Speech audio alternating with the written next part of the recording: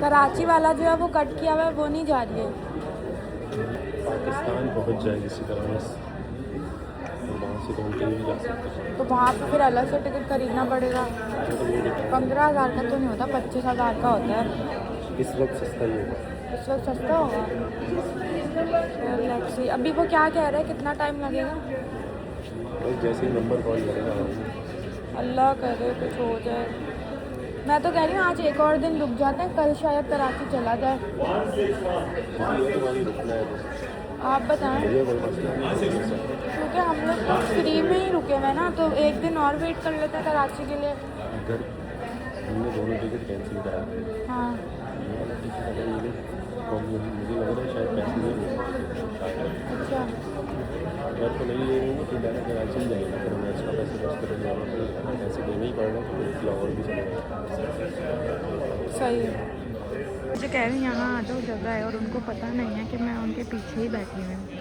और लारे यहाँ लाइन में लगे हुए हैं ताकि हमें आज की टिकट का पता लगे और आज हम पाकिस्तान चले गए। मुझे ढूंढ रही हैं आंखें टमटमाती हुई आंखें। लड़कियों को भी ताड़ रहे हैं, मुझे तो ऐसा लग रहा है, लेकिन उनको पता नहीं है कि मैं उनको देख रही हूँ अपनी साइड वाली निगाहों से। जबकि मुझे ऐसा लग रहा है उनको पता है कि मैं पीछे बैठी हूँ, फिर भी मुझे लग रहा है बन रहे हैं शायद, अब पता नहीं। मैं इतना सच क्यों बोलती हूँ व्लॉग में यार, व्लॉग में सिर्फ और सिर्फ प्यार मोहब्बत दिखानी चाहिए। अभी भी नहीं देख रहे, अभी भी नहीं देख रहे, अभी भी नहीं देख रहे। लारे पता तो था इनको, इनके एक्सप्रेशन से मुझे ऐसा ही लग रहा है। पता था, नाटक कर रहे थे, नाटक, सब पता था इनको। ओके सर, जो हमारी रूम की थी ना, वो हमारे रूम में ही रह गई थी। अभी मैंने जो है वो उनसे दोबारा से रूम की बनवाई है, अपने रूम की, और अभी मैं अपने मियाँ को दे रही हूँ। बन गई। और भाई लिटिल अपडेट, क्या अपडेट मिली है? आज फ्लाइट लाहौर जा रही है। लेकिन हम लाहौर नहीं जा रहे। हम लाहौर नहीं जा रहे क्योंकि हमारा सामान बहुत ज़्यादा है, लारे को अकेले नहीं संभाल सकते, नाइल को मैनेज करना। तो हमने ये सोचा कि जब आज लाहौर जा रही है तो मे भी कल जो है ना होता तो फिर भी, बेबी नहीं होता तो फिर भी चले जाते। तो कल, और इनका कंफर्म नहीं है, ये फ्लाइट देते हैं और ये लोग अचानक से कैंसिल कर देते हैं। तो ये फ्लाइट तो आज की है कंफर्म। तो हमने सोचा अभी पहली फ़्लाइट पाकिस्तान के लिए निकल रही है, तो कल मैं भी कराची हूँ, क्योंकि नाइल के साथ बहुत सारा सामान इधर उधर करना बहुत मुश्किल काम है। सो हमने डिसाइड किया, वैसा दिल तो ये कि लाहौर चले जाएँ। फिर लाहौर से बहुत ख्वारी होगी। एयर होस्ट ने कहा है, मतलब वो जो काउंटर वाला, उन्होंने कहा है मे भी कल कराची की फ़्लाइट निकल जाए, ऐसा ही है ना।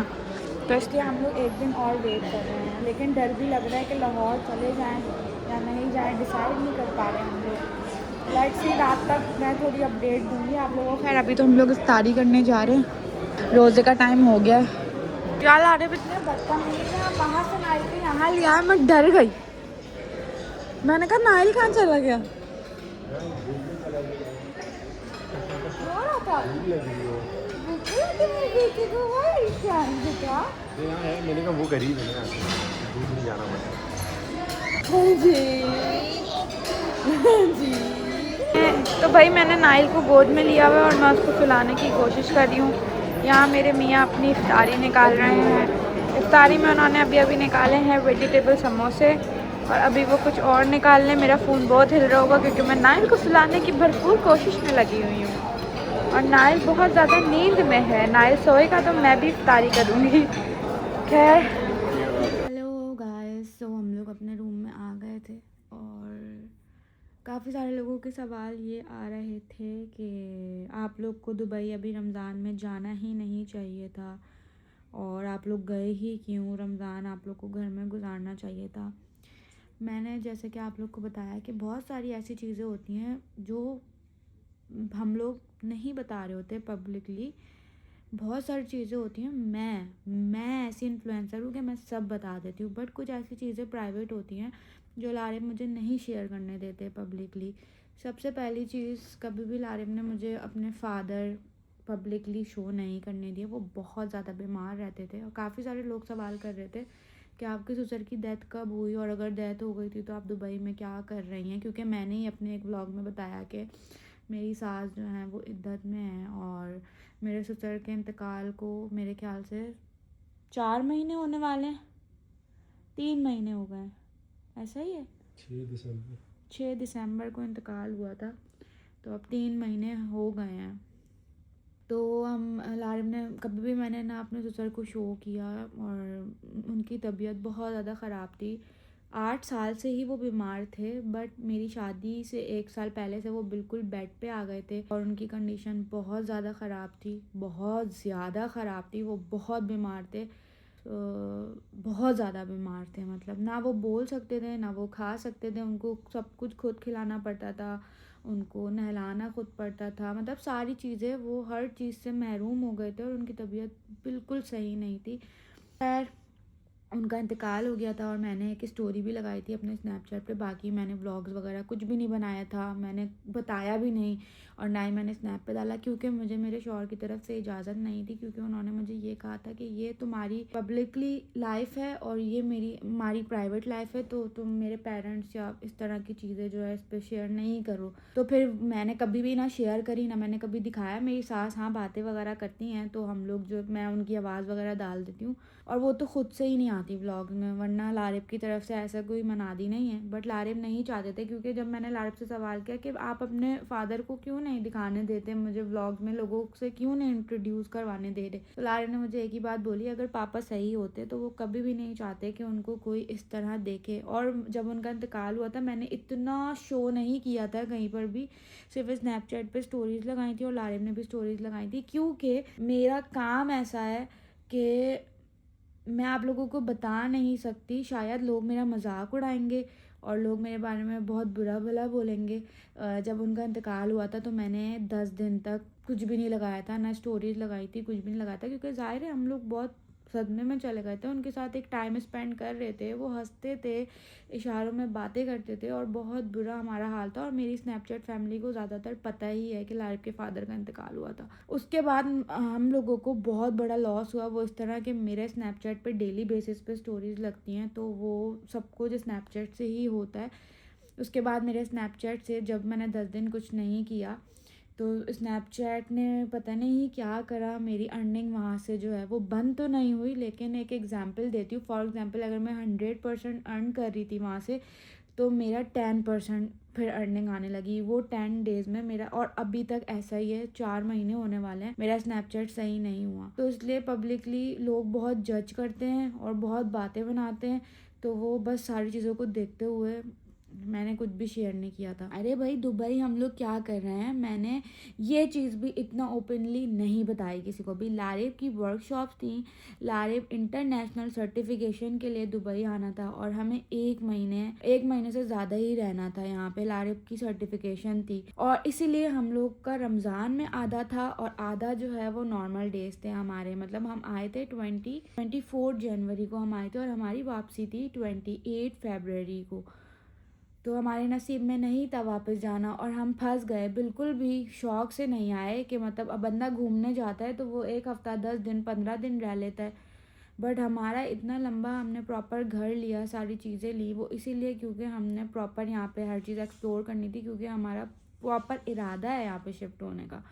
लेकिन अभी सिचुएशन ऐसी हो गई है कि मुझे रमज़ान घर जाके गुजारने, अगर मेरी सास यहाँ पे होती तो मैं फिर भी हंसी खुशी रह लेती, क्योंकि उनके साथ मेरा बॉन्ड बहुत अच्छा है, हम लोग बहुत हंसी मजाक तफरियाँ फ़न बहुत करते हैं। खैर यही सारी बातें थी और मुझे लगता है मैंने व्लॉग में आज बतानी थी और मैंने बता दिया। अब बस यहाँ पे रूटीन बहुत अजीब हो गई है, उठते हैं, नीचे जाते हैं, ऊपर आते हैं, बस सहरी करते हैं, इफ्तारी करते हैं, बस यही लाइफ में रह गया और कुछ भी नहीं है। हम बाहर भी नहीं जा रहे क्योंकि ना हमारे पास गाड़ी है फ़िलहाल, हमने पूरे मंथ के लिए गाड़ी ली हुई थी। मतलब हमारा जो रूटीन थी वो पूरे मंथ के हिसाब से थी। हमारे पास अपार्टमेंट था, हमारे पास गाड़ी थी, हमने पूरे मंथ के हिसाब से राशन डलवाया था, हमने 1 महीने की सारी चीज़ें फिक्स की हुई थी, अपना अमाउंट पूरा फिक्स किया हुआ था, अपने बजट के हिसाब से हम आए हुए थे, तो वो सब कुछ डिसमिस हो गया।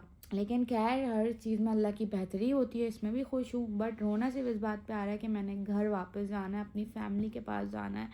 मुझे मेरी अम्मा बहुत याद आ रही हैं। ऊपर से रॉन जुहान 5 महीने बाद आए हैं। ऊपर से फिर नाइल की दादी नाइल को इतना मिस कर के रो रही हैं। फिर उनको देखकर भी उनके साथ ज़ाहिर रमज़ान गुजारती हूँ तो याद आ रहे हैं सब लोग मुझे, वो भी मुझे याद आ रही हैं। बस दुआ करें हम लोग किसी भी तरह वापस चले जाएं अपने घर। और ऊपर से वो इद्दत में बैठी हुई हैं तो वो 4 दीवारी के अंदर हैं और मैं भी कितनी ही बात कर लूँ उनसे, वीडियो कॉल पे करते हैं हम लोग बात। वो बोर हो रही हैं, उनका दिल नहीं लग रहा मेरे बिना, क्योंकि मैं घर में इतना उछल कूद करती हूँ, हर वक्त उनको हंसाती रहती हूँ। और मेरी नंद भी रुकने आती है तो वो कितना ही रुक जाएगी, 1 हफ्ता रुक जाएगी, 2 हफ्ते रुक जाएगी मैक्सिमम। उसका अपना घर है, अपना ससुराल है, तो वो बहुत बोर हो रही हैं। वो कह रही है मेरा दिल नहीं लग रहा तुम लोग के बिना, तुम लोग जल्दी आ जाओ। बस दुआ करें हम लोग जल्द से जल्द पहुँच जाएँ।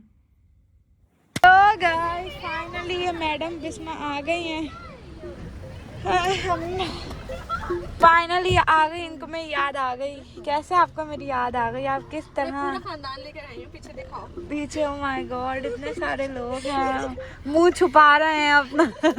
कहाँ जा रहे हैं हम लोग? गाने चला दो, बहुत दिन हो गए, मैं बोर हो चुकी हूँ। अब दिल घबरा गया रो रो के। खुला हुआ है, किसका खुला हुआ है? मेरा भी नहीं खुला हुआ।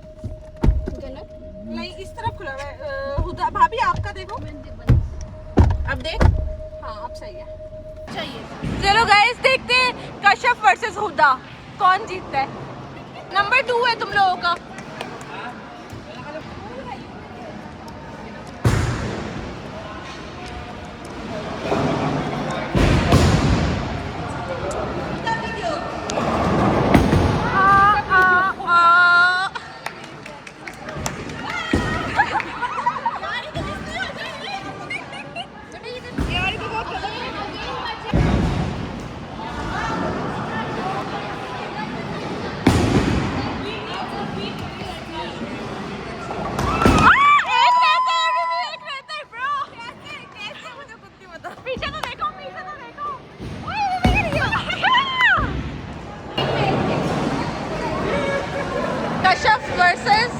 कश्यप वर्सेस हुदा।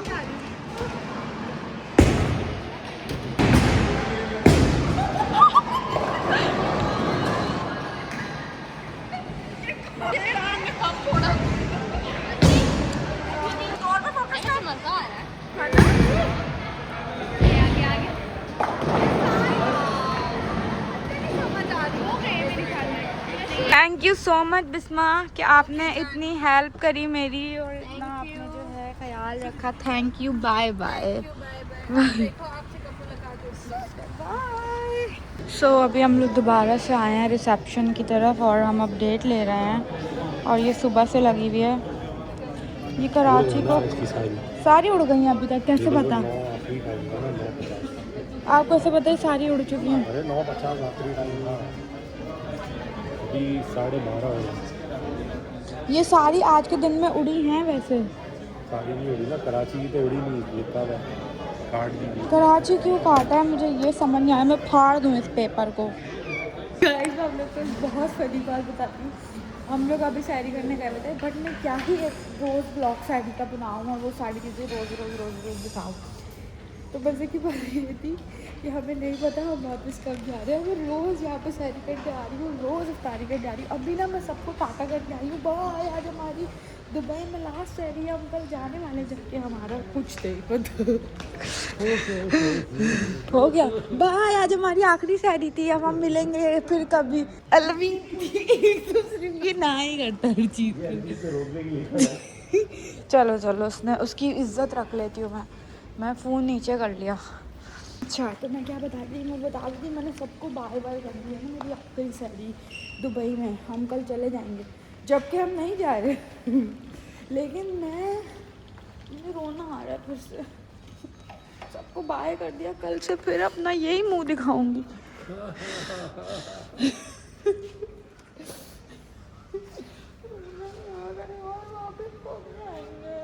आज भी हमें इस्लामाबाद की टिकट मिलनी थी, फिर मैंने कहा चलो इस्लामाबाद चलते। 3 बज गए थे, इस्लामाबाद भी निकल गया। वैसे भी मैं इनसे बात तो करने भी तो ये सजा तुम्हें ऊपर से मिली है, आपने मारा है। सो गाइस मैं इस व्लॉग को एंड कर रही हूँ। आई होप आप लोगों को अच्छा लगा होगा। इस व्लॉग को लाइक करना, कमेंट करना, शेयर करना, सब्सक्राइब करना, पूरी दुनिया में फैला देना, अपने व्हाट्सएप के स्टेटस पे लगाना, अपने इंस्टाग्राम पे लगाना। कितने भारी थी। आप तो है ना, आप लगा दिएगा। मुझे हथौड़े का जैसा